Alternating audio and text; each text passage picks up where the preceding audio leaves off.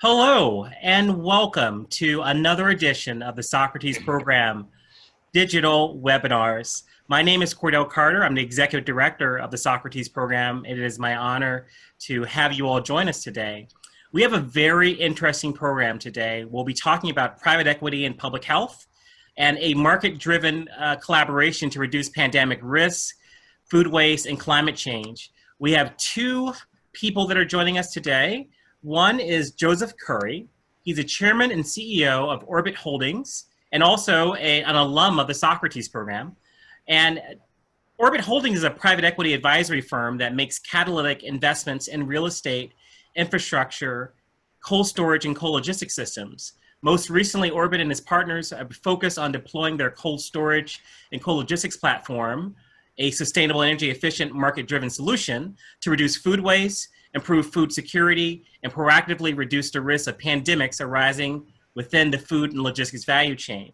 I don't know about you, but this is a very important topic given what's going on in our world today.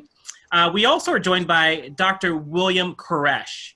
Dr. Koresh is the Executive Vice President for Health and Policy for EcoHealth Alliance. He serves as the Interproject Liaison for the USAID Emerging Pandemic Risks, otherwise known as PREDICT2 program. And this is a $140 million effort to prevent infectious diseases in 30 countries. He's also a member of the World Health Organization's roster of experts. He also serves as the president of the World Organization for Animal Health Working Group on Wildlife. In 2015, he was appointed a member of the Council of Foreign Relations. Dr. Koresh is actually going to start off our meeting today with a visual representation of the importance of EcoHealth's work. So Dr. Koresh, please join us. Thank you, Mr. Carter. And I think my partner here in this endeavor, Mr. Curry, are you there also with us? I am here. Can you hear me? Yes, sir. Great, great. Thank you, Dr. Koresh. I would just like to say on behalf of Orbit, its partners, we're very, very happy to be here. We appreciate the invitation by Cordell and the Socrates program and the Aspen Institute and the wonderful work that they're doing. And this is such a vitally important topic. So thank you for having us. Thank you. Great. So I did want to kick off our little session here today with kind of a visual story about what's going on a daily basis for hundreds of thousands, probably millions of people on a daily basis getting their food. And I think that might kick off our conversation as it relates to food safety, food quality, pandemic prevention, food waste, our oceans, and climate. I think we'll just jump right into this video. This is I just shot this from my phone. I do want to warn you that it's a little graphic. You might not want to watch it if you're a little queasy, but we can roll through this. It's just a little minute of a clip of a typical market in much of the world. I would get maybe 1 billion people on a weekly basis. So we call these traditional markets or wet markets. It's a common source of food where there is no access to quality food and refrigeration and modern techniques. You can see fresh meat and blood. These are live chickens. You might be familiar that poultry is a big source of influenza pandemics, avian influenza. You can see thousands of people coming into this market. They're barefoot or wearing flip-flops. They're cutting up meat with their bare hands. There's blood splattering around. There's all varieties of animals coming in. So you have different viruses in their animals and their pathogens. We're going to turn left here a little. And here's someone selling fruit bats. Bats are a common source of food in much of the world. And we know a lot of infectious diseases and pandemic viruses come from bats. And you can kind of see that opportunity as people are chopping them up and handling them. These are rodents, rats for sale. Same thing, of course, a great source of diseases. And for the live animals, of course, they're spreading these diseases among each other. So you have the opportunity for mutation and viral evolution, and then leaps into humans. So when you think about the scale of this activity, we're going to wrap this up here. When you think about the scale of contact and the opportunity for viruses to jump between species, the only thing that's really surprising is that we're surprised by it. It's pretty predictable. We know these diseases are going to emerge. They do every few years. We see a new one. We see, we have Ebola outbreaks. There's monkeypox outbreaks. There's Lassa fever outbreaks. Zika virus a few years ago. And then, of course, pandemic influenza. So it's really linked into human behavior. It's not the animal's fault. And it's not the virus's fault. It's about what people are doing. So meeting Mr. Curry in Orbit Holdings, we kind of brainstormed on what can the world do? What can private, civil society and the private sector do to start tackling parts of these problems? And that's led us to this program and project and initiative that we want to talk to you about today. I think, Billy, Dr. Koresh, great introduction. As everyone knows, these are some of humanity's largest challenges. And there are organizations that are trying to and have focused on these, but we want to galvanize. We want to recruit. We want to bring people who have a common interest in all of these issues together. So with our partners, not just Orbit and EcoHealth, but also EMP Bellstar, which is a very, very formidable player that's really been behind this with us. We want to create an environment to invite like-minded parties to help join this fight. Great. Thank you. You all hear me? Yes. Excellent, excellent. So I have to be honest, I've never heard of a private equity firm and a health-oriented organization joining on a case like this. So firstly, Dr. Koresh, you mentioned that about 1 billion people a day have to use live markets to access fresh food. Can you tell us some of the infrastructure reasons why that is the case? Yes. And, the scientist in me wants to give you a more precise number, of course. I'm kind of thinking 1 billion people, exposed to those products on a weekly basis, but give or take 1 billion. The risk is there. Why is that? Mostly it's a function of no access to really modern systems. And a part of that is in, poor resource countries. They haven't invested in those kinds of structures. A lot, certainly at the government level, they don't have the resources to modernize. And I don't think the private sector, the business sector, has thought about investing in those markets. Those markets are cheap to run. And the food is cheap. I think what they don't understand is it's also what you might describe as a poverty trap. Because also those vendors are not, most of that food is wasted. The vendors aren't really profiting the way they can. So you need some initial investment to get them going and to start to modernize. And we also, there's a traditional reason why people want to see the animal live before they buy it or eat it. And that's because for the last 10,000 years, they didn't have access to quality cold storage, refrigerated food.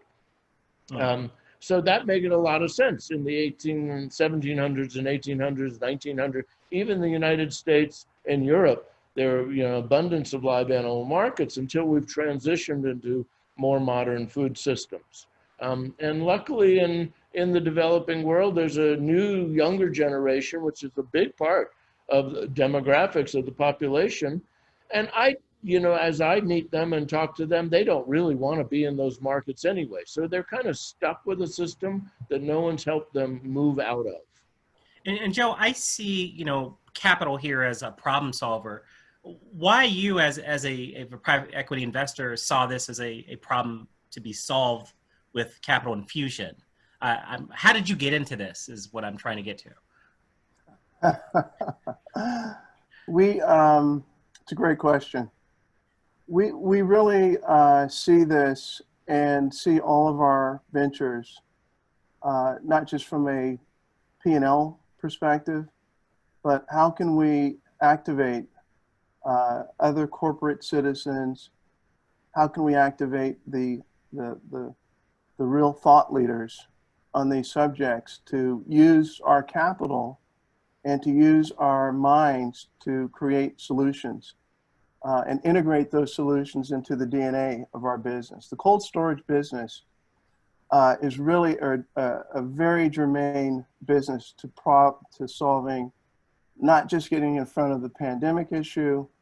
As you know, there's about $1.6 trillion of food waste every year. We have that issue while we have 900 million people that are defined by the United Nations as being malnourished. We have folks that are focused on clean oceans and folks that are focused on energy efficient solutions. What we did with our team, and we have sovereign wealth funds, we have investment banks, we have family offices that are getting on board with us, but we're trying to use this mechanism to solve some of these problems while also being very, very the leaders in cold logistics in Asia. And we're set up to do that. My secondary question to you is to define cold storage and cold logistics. But before I do, I just want to remind our listeners to please submit your questions to Dr. Koresh and Joe via the Q&A chat on your Zoom file. So please, Joe, could you define cold storage and cold logistics for us?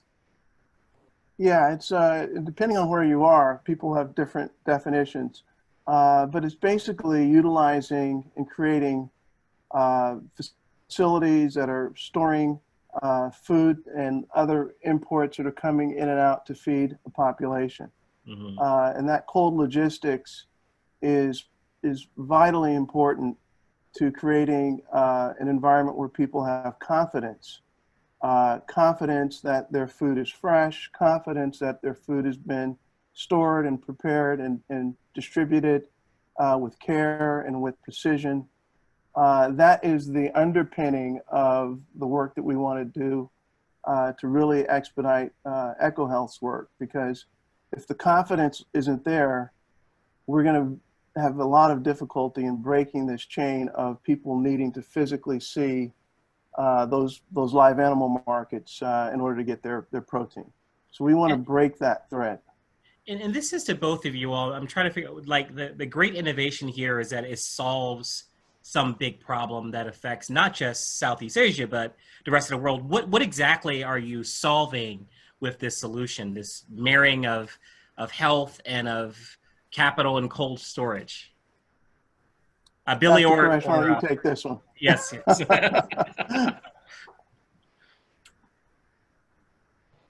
Oh, well, I'll just start out. I mean, the real key points, I'm so excited about it because it's an integrated solution to so many different problems. So I did spend this morning for 3 hours on a call with the World Health Organization about COVID-19.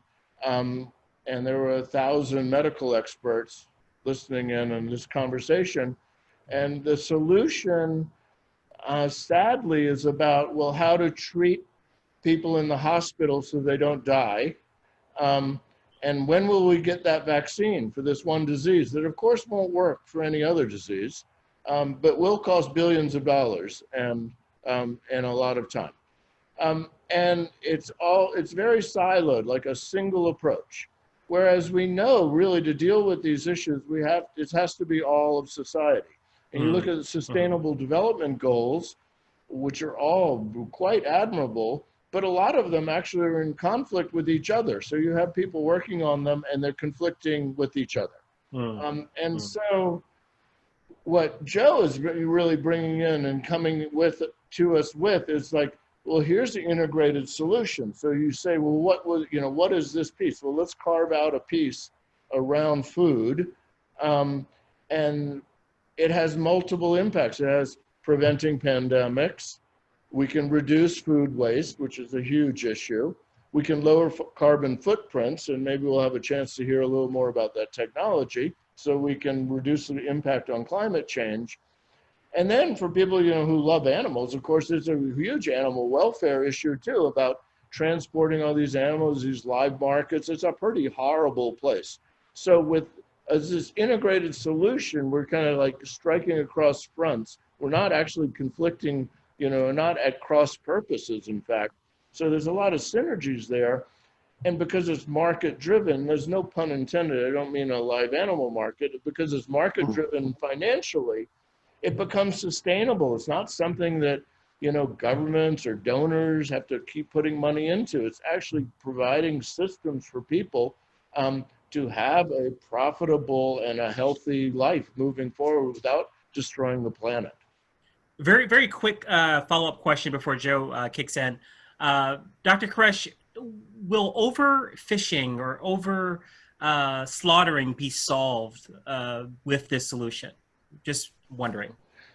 Well, absolutely, and I think Joe can comment more about that on the efficiency sides of things. But we do know in general that the production systems, first of all, they're inefficient because of the diseases inherent to some of the production systems, and then along that market chain, the value chain from the producer to market to consumer, there's waste all along the way. So it's, if we talk about whatever that percentage of food waste, and Joe, please just jump in. Sure. We can have incredible efficiency savings, which means money in people's pockets and food on their table. Got it. Please, Joe. And to piggyback off of that, the food waste numbers, roughly about a third of all food that's produced is wasted. And so these numbers are massive. These numbers are really not sustainable if we're going to have a solution to some of these problems. And the question I've asked many of my peers who were focused on things like ocean health and climate change, 8% of all of the CO2 emissions essentially come from food waste. So you can't really be focused on climate change if you haven't figured out how to help address food waste. The same thing for ocean health, the same thing for fishing. So it's really a circular issue. And in order to, we're one component of that response, but in order to address it, we need to get everybody, we need an all hands on deck association program. That's the only way we're going to do it. Great. And Joe, I want to go to an anonymous user attendee because they had a question for you. And then I want to add to their questions. And the question said, Joe, how are you sourcing these investment opportunities? Are these traditional leveraged buyouts or structured more like growth equity investments? And are there any other major PE firms or asset managers in the space that are starting to develop in cold storage and food security? And then my second question is, actually, that's long enough. You go with that one. I'll ask mine later. You go ahead. Sorry. I'll address that one real quick. Yes. Don't want to overload you there. Yeah, no, there are a lot of tangents to this. Yeah. But I would say that there are plenty of, cold storage and cold logistics for most Americans is something that we take for granted. That's not the case in Asia. That's not the case in Africa. It's not the case in many countries. And that cold logistics, there are companies that are doing it, that are there, but not to my knowledge have any really gone out of their way. I mean, it's not easy to put together these partnerships. We also have the State Department that's a partner to us. We have others that are the United States State Department. Okay.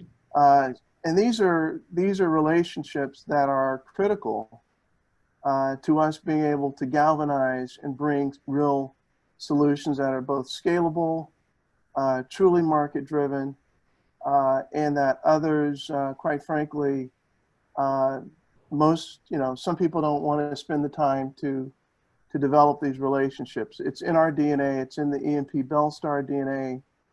It's really a big issue for us, not just being a private equity company, but being a responsible citizen, a global citizen, and helping to reduce and meet some of these SDG initiatives that are very, very important. We reach 13 of the 17 SDGs. I don't know of very many private equity firms that, if you got under the hood, could actually demonstrate how they've done it, and we're doing it. You've done it And with we're a doing market it return. with the market return, with above market return, actually. So the mentality that SDG initiatives and for-profit have to be in conflict with each other is absolutely false. And we need to get out there and change that narrative. And the best way to do it is to do it by example. And that's what Dr. Koresh and EcoHealth and all of our partners are doing to help us. Dr. Koresh, someone read my mind. I was going to ask you about what you said about the conflict between the SDGs. And this is from Terry Cecil. It says, Dr. Koresh, what do you mean that there are conflicts between SDGs? They see them as competing but supporting each other. What do you mean by conflict? Well, I guess it depends on how they're actually implemented. I think conceptually, they're all independently, great goals. But how much economic development? Just looking at the resources available on the planet, and how much economic development, and what does that cost on the development goals about protecting the environment? And I think if we have integrated approaches to them, then we can reduce that conflict. If we're going to work independently and not talk to each other about my particular goal and somebody else is doing their goal, you can end up working at cross purposes. So we've seen it in the past with some initiatives, because I do a lot of work with the wildlife trade and wildlife trade and wildlife conservation. So you've had people working on increasing productivity from forestry practices. So in addition to cutting down the trees, you start harvesting wildlife as a supplemental source of revenue as a forest product. And then you have another group working on, those forest wildlife actually a source of infectious diseases. So you might think about reducing the consumption of wildlife in the forest to reduce the risk of emerging diseases. Now, if those groups are working together, you can deal with it. If they're working independently, they're really at cross purposes. Is it your observation now, and this is to both of you all, Joe, on the investor side, there are a lot of impact funds out there that say their work is aligned with SDGs. Is it your experience that they are investing in a disciplined manner? Or have they found you, or do you have problems finding them? And to you, Dr. Koresh, is it your experience that people in the field, on the ground, doing the work, are they working in an aligned way, or are they truly writing proposals to funders that pit their program versus another, even though they're supposed to all be, aligning their work with the SDGs? What's really happening on the ground? Great question. What we try to do, there are a lot of folks that are genuinely focused on creating ESG related opportunities and are really putting their best foot forward to meet their representation of that. There's also a good number of folks that just know that the ESG moniker, it's very, very nice, and when you get underneath the hood, there may not be much there. So what we've tried to do is maintain a rhetoric that meets reality. And the rhetoric for us is we're doing it. We have market-driven. We have sovereign wealth folks and investment banks. We have the investment side. What we're seeking, which I think is a very propitious time, is more family office involvement that is really serious about these issues. There's been a generational shift, I think, in a lot of the family offices where the younger generation's a little more engaged in real ESG relations. Not to say that my generation isn't, but we're trying to galvanize these folks because we need them in order to turn this ship around. And without them, we're going to be unable to. One thing I would like to also add that's really a vital aspect of this, and Dr. Koresh can really speak well to us, is we're focused on the preventative, proactive, non-reactive approach to solving and addressing these problems. At the end of the day, this pandemic that we're currently in is going to cost trillions and trillions of dollars. How do we use our infrastructures to align with each other to get in front of these next issues? This is one pandemic, there'll be others, and Dr. Koresh can talk to the number of zoonotic diseases that are awaiting us if we don't get our act together. But we want to be proactive, we want to galvanize, and we want to find additional capital, additional strategic, additional thought leaders to help make this, it's a very open kimono. Great. Dr. Koresh, I have a question from Dr. Plavsik. My apologies if I mispronounced that, sir. All the way from Moscow. He's with the regional representative for Europe and OIE. And it says, do you think COVID-19 might trigger development and promotion of reinforcement on a global level of regulations to establish restrictions on the capture, transport, trade, slaughter, and distribution of some of the animals from the video that you had before they even entered the food chain? I would hope so. Of course, I hope that after SARS coronavirus in early 2000s happened, and there was a temporary ban on wildlife in markets that kind of people lost interest after a while. I thought maybe, Ebola outbreaks would also galvanize some changes in what people do in the wild. But and I think in some ways it does happen, but it's easier said than done. So I've seen that, and I've been through that. And one of the reasons I'm thinking about or excited about this opportunity is that, as Einstein said, you keep doing things the same old way and expect different results is the surest way to insanity. So I think it's 21st century. We have to start trying some new approaches, and this one, and really kind of engaging a new sector, different parts of society to help us with that. The interesting thing, public health is, or medicine, would include veterinary medicine. We tend to think of that silo, that sector, as the responsible for the solutions. And outside of the health sector, we don't do that much in other sectors. We have a more engineering approach. So we don't solve the problem with earthquakes by just, more emergency personnel.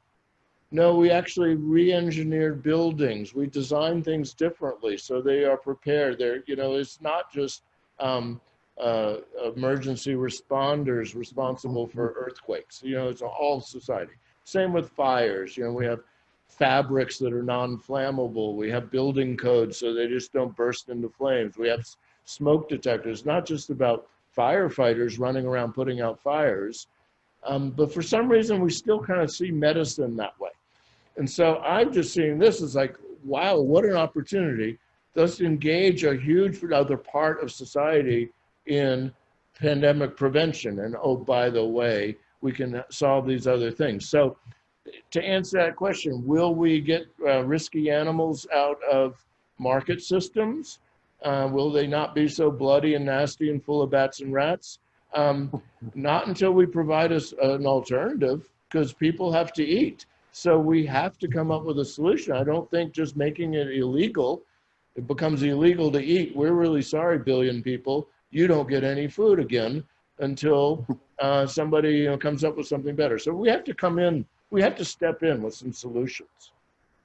And I related, I'm trying to marry three different questions that kind of get to the same point of the context in which you all are working in Southeast Asia.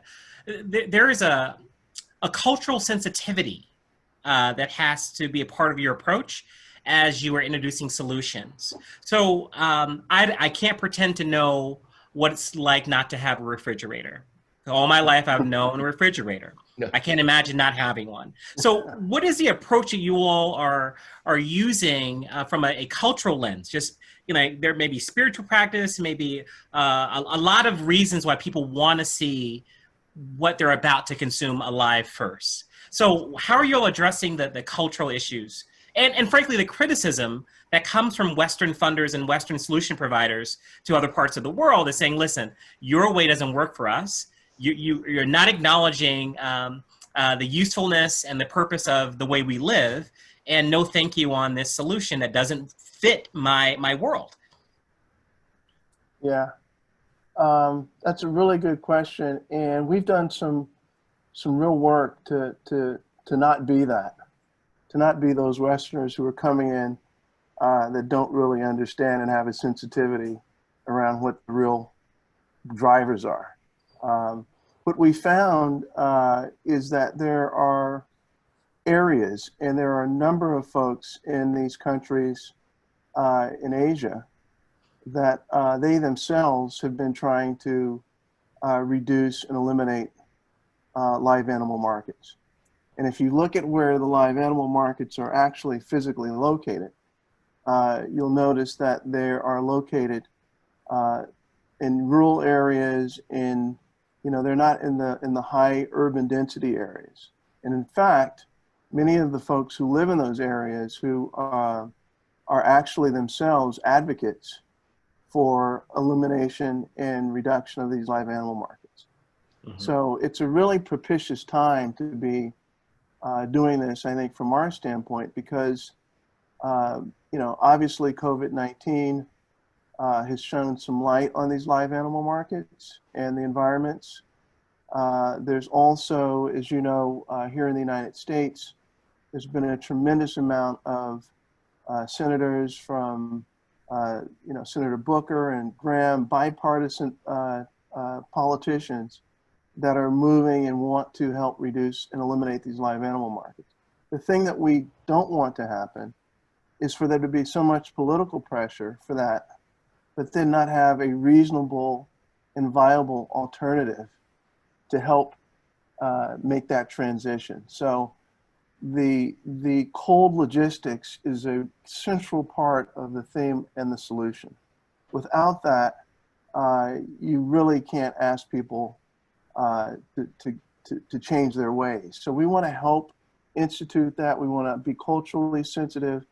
The other thing I would say that's vitally important is there's so much waste in the system that inserting ourselves in on the cold logistics side and then going up and down the food logistics, all the way down to the farmer and the fisherman, all the way up to the consumer and the distributor.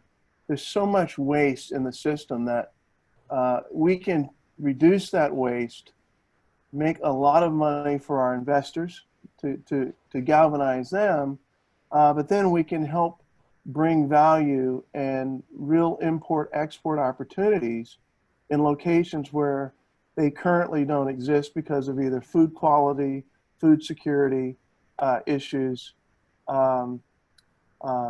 things of that nature that are hampering economies from actually reaching their true potential.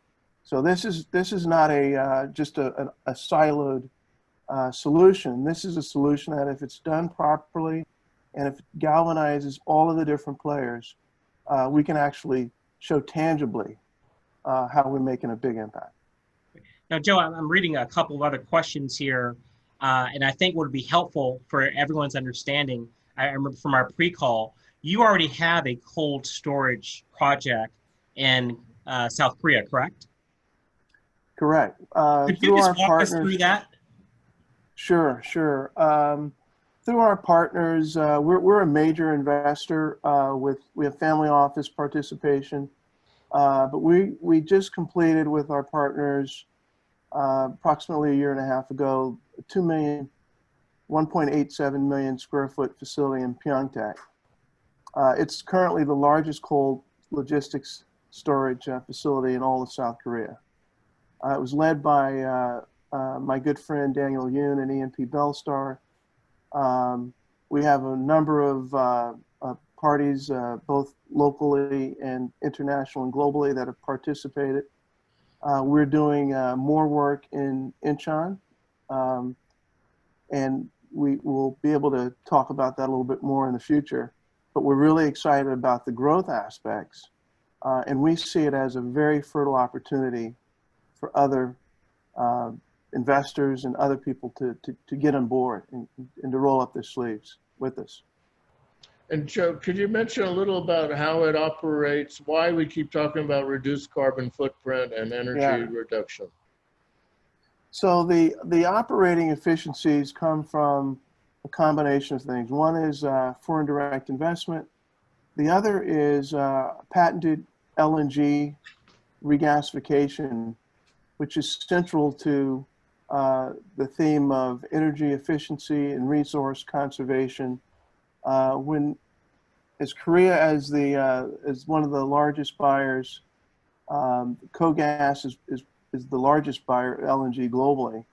But when that LNG is shipped in, it's semi-frozen in a semi-frozen state. That LNG needs to be regasified. And regasifying that LNG, we just capture the cold energy of that, and then we funnel that to our cold storage facilities. So we are highly efficient. We are very, very environmentally friendly. And that's central to our theme. It truly is very important to us that the energy aspect. When people think of energy, particularly some of the folks who may be on the call from the United States, energy is about 6 to 8 times more expensive in South Korea. So when you think about the energy savings of using LNG, it is a very, very substantial benefit.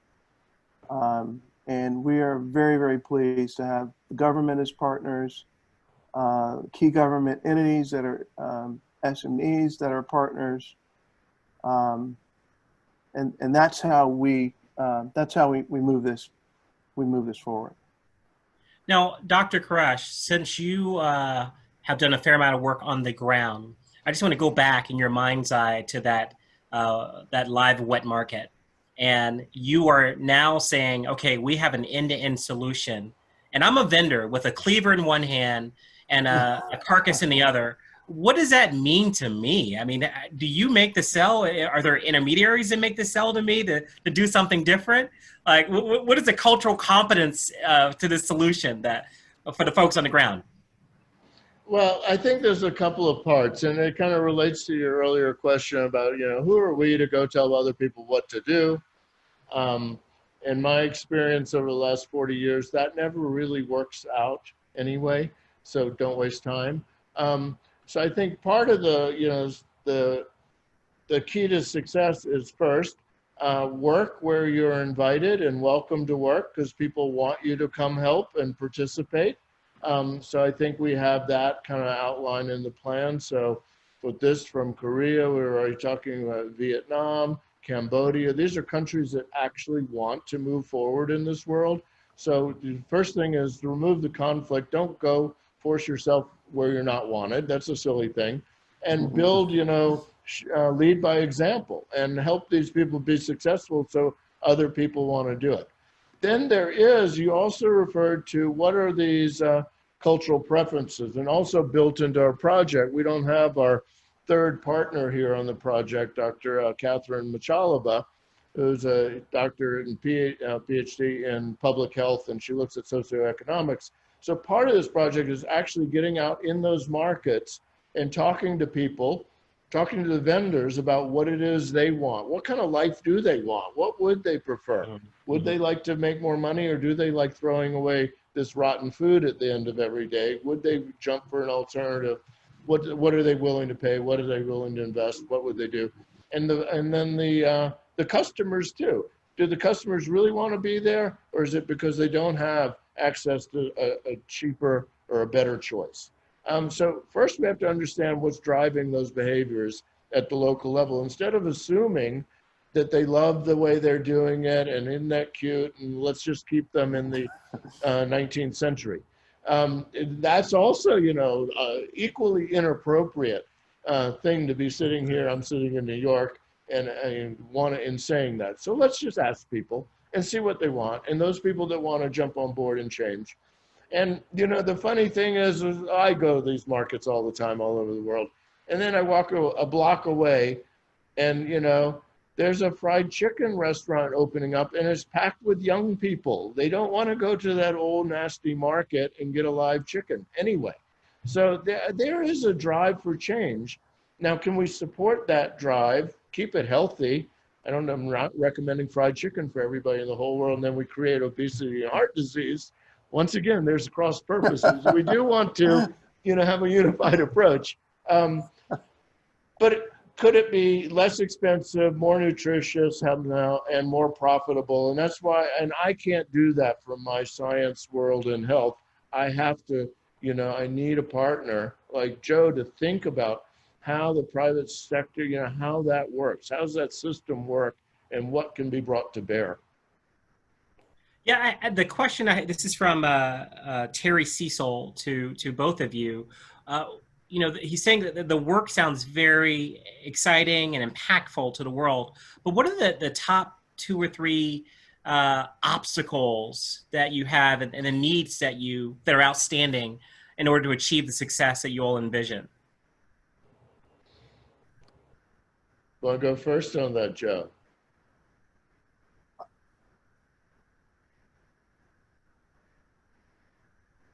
I just lost connection for about 10, 15 seconds. I apologize. You're back. Yeah. Okay, great. I caught the tail end of Dr. Koresh. They're asking about. Was there a question to me? Big obstacles. The biggest obstacles right now. How about, Dr. Koresh, how about you go first? Okay, I'll just jump in there. Because I think our obstacles, are different. Yes. And they are many and they are big. So that's okay. And I've never been intimidated by that. That's actually exciting. I want more. So let's do a challenge, because otherwise other people would have done it if this was easy.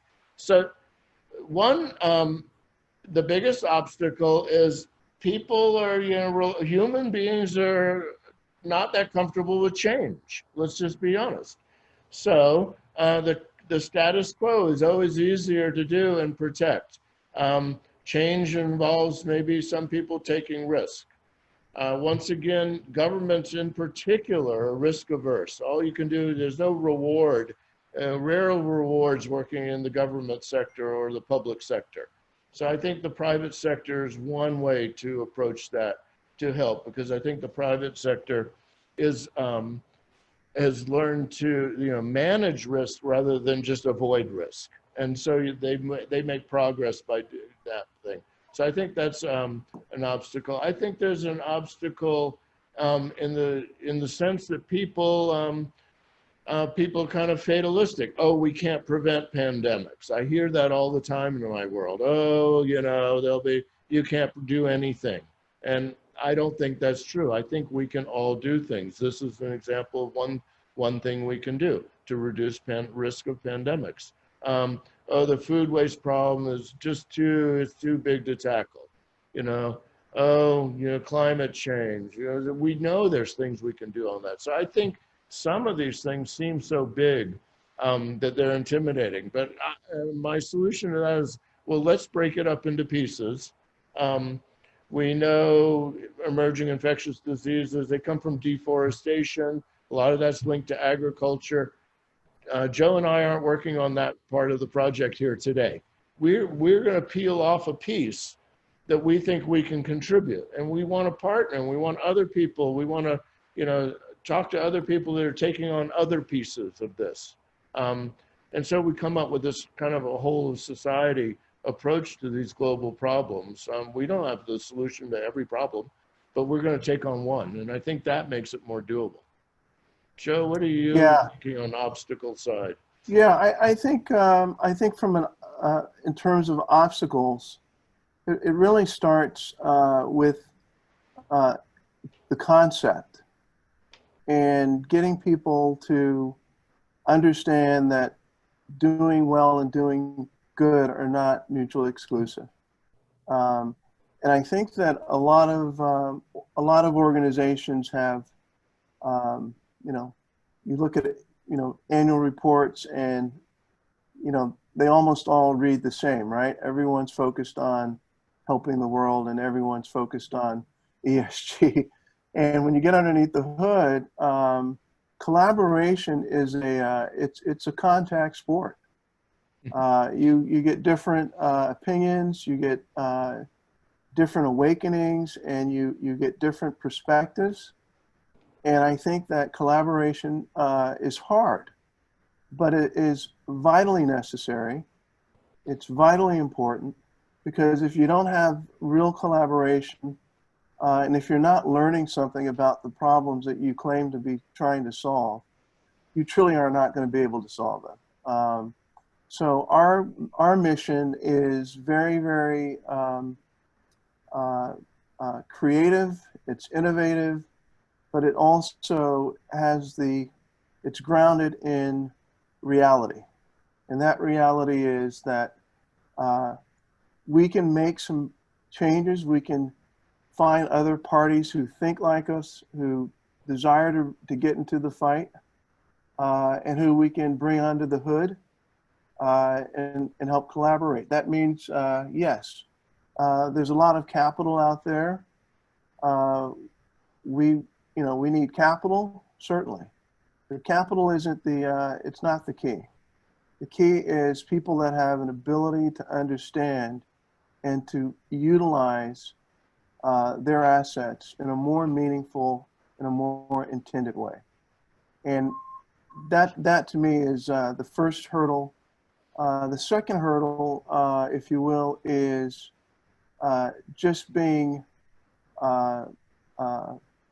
persistent,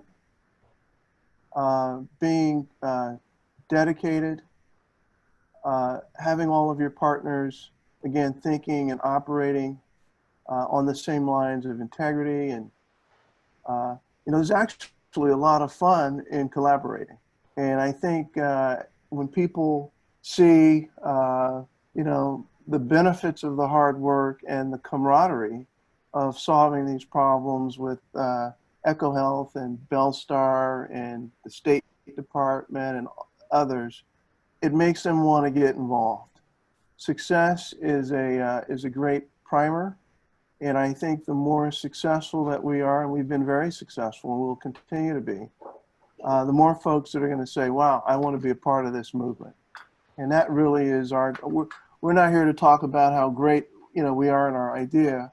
We're really here to shake up the folks that are within the Aspen Institute network. You've got a lot of folks that are on the precipice and helping to push change. We need those people to get involved and to join us in this fight. And so I think if we can do those two things, we're going to turn some heads and we're going to solve some problems. So Joe, I know a lot of funds, be it pension funds or other socially conscious mutual funds that report out on ESGs and their investments in that area. Are you finding, and as you do fundraisers, that those are the type of investors that are being receptive to it? You mentioned you need people to join you. Yeah. Who's joining you besides a few family offices that are looking at IRR? Yeah. So who's on board and who isn't? Who's missing? We want to make it. Yeah. No, that's a great question. We want to make it easy. We're like we want to make it easier for people to join us, and I think making it part of our job in making it easy is by showing that we are truly institutionally viable. So we do have sovereign wealth. We do have big sovereign wealth funds. We do have large investment banks. We do have some family offices. And then we also, a lot of pensions and others aren't so familiar with Asia. That's been a challenge for some people. A lot of people don't understand the distinction between investing in, certain areas of Asia, and they think all areas are the same. So there's challenges there in terms of education. And I think that what we're trying to do is we're trying to break some of these myths. And in doing that, we'll be able to garner more family office support. We're trying to make it easy to get folks who are truly interested in this to get involved in a way that's comfortable for them. And to Dr. Koresh, you've been with EcoHealth for, is it 2+ decades? Well, about 10 years, yeah. 10 years, 10 years. So most of your funders are either government or foundations, is that correct? Correct. Correct. That's right. Are you having any problems raising money considering what you're working on? Well, there's nothing like a great pandemic to, generate interest in our work, which is pandemic prevention. And, the microbes seem to be our best advocates for our work is the microbe world. So no, there's always been growing interest. I think once again, like kind of Joe was saying, is that mindset, because we are really focused on prevention upstream. And so we're not in that group of the big players where the big money is in response. We don't make medical equipment. We're not into designing the next drug, for, kind of whack-a-mole. When the new virus comes, we have a new drug, another one comes, another new drug. And those are big billion-dollar industries, and we're not in that role. But in our little world of, the like-minded people who do think prevention is important, we are successful in getting support for that. And I think it just links, part of being on with you on the Socrates group is like, I'm a little, too old to be in this generation, but I'm too young to have been in the greatest generation from the 20th century. I missed that one. But I do think, amongst the Socrates group, this is now the 21st century, and I think there will now be a new greatest generation that's going to come to grips with these big issues about pandemics, climate change, energy, food waste, poverty. And so when Joe introduced me to you in your program, there's the thing like, yes, this is our future. And I think there's an opportunity, and that's why we're here today, to kind of stimulate some thinking and get ideas and see what else can be done. So I would invite your group to become the greatest generation of the 21st century. Great. One more question as we are wrapping up soon. Time is just flying by.